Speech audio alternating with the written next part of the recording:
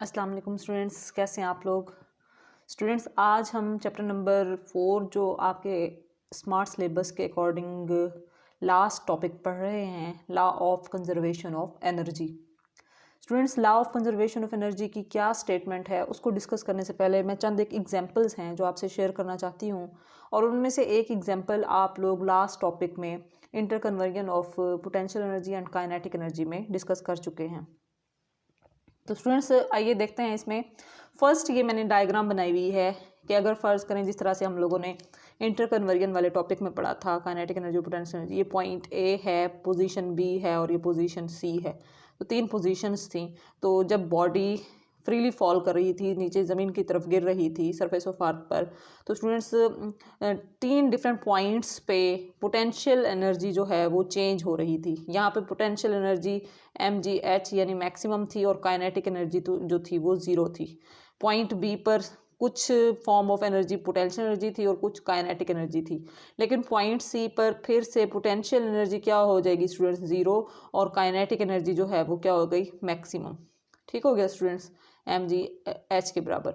तो ये हमने 3 पॉइंट्स पे डिस्कस किया और उसके बाद इन तमाम पोजीशंस पे हमने देखा कि टोटल एनर्जी जो है वो स्टूडेंट्स क्या है, कांस्टेंट।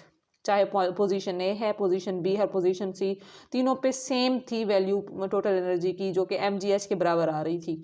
तो यहाँ से हमने ये रिजल्ट निकाला कि एक फॉर्म ऑफ एनर्जी दूसरी फॉर्म ऑफ एनर्जी में कन्वर्ट तो ज़रूर हो रही है, लेकिन टोटल एनर्जी क्या रह रही है, कांस्टेंट रह रही है। और यही स्टेटमेंट है किसकी, law of conservation of energy की।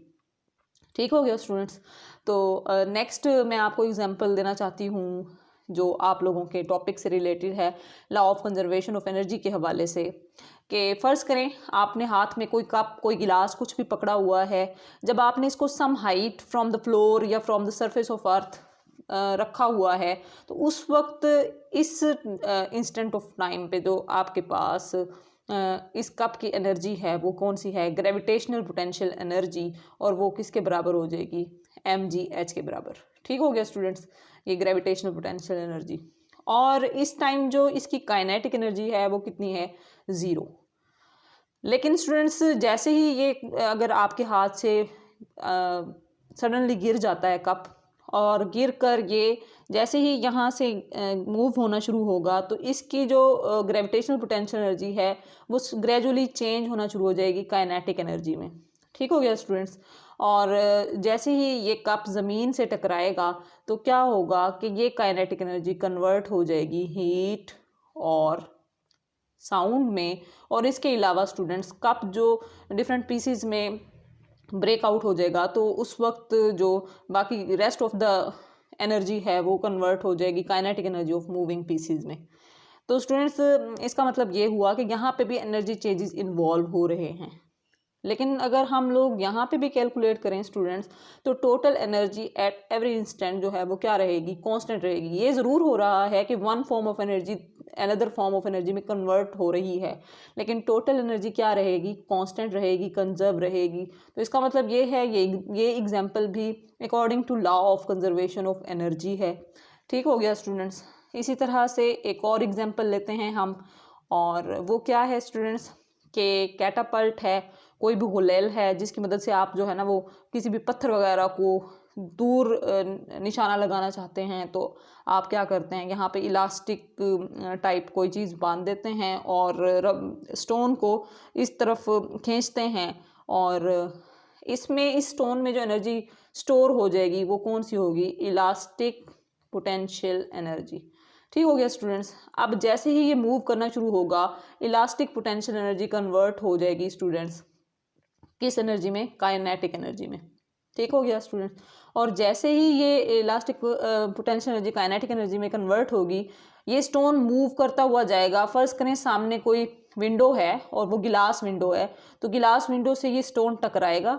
अब जैसे ही टकराएगा तो क्या होगा स्टूडेंट्स, जाहिर सी बात है कि गिलास विंडो टूटेगी।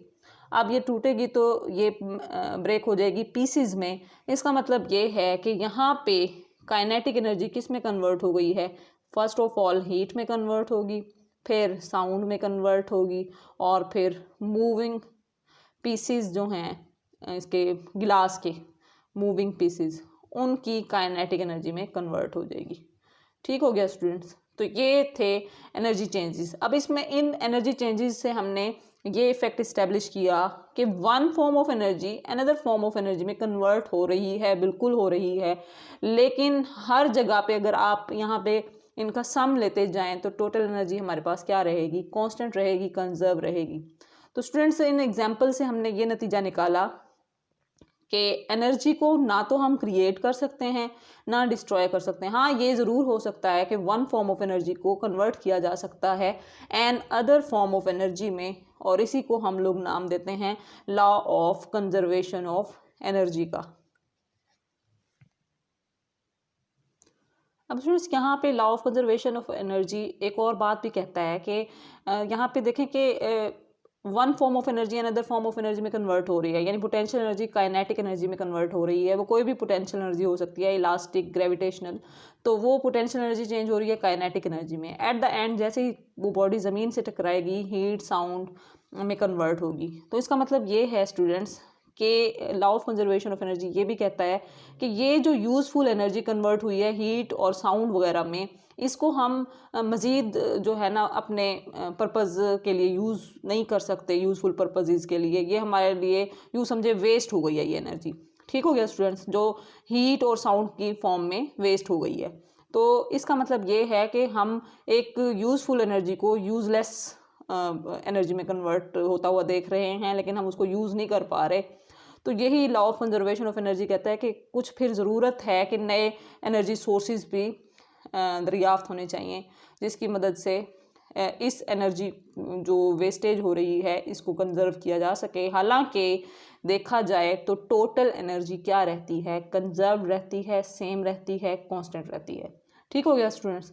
तो यहाँ पे अब हम लोग स्टेटमेंट लिखेंगे law of conservation of energy की। वो क्या है स्टूडेंट्स?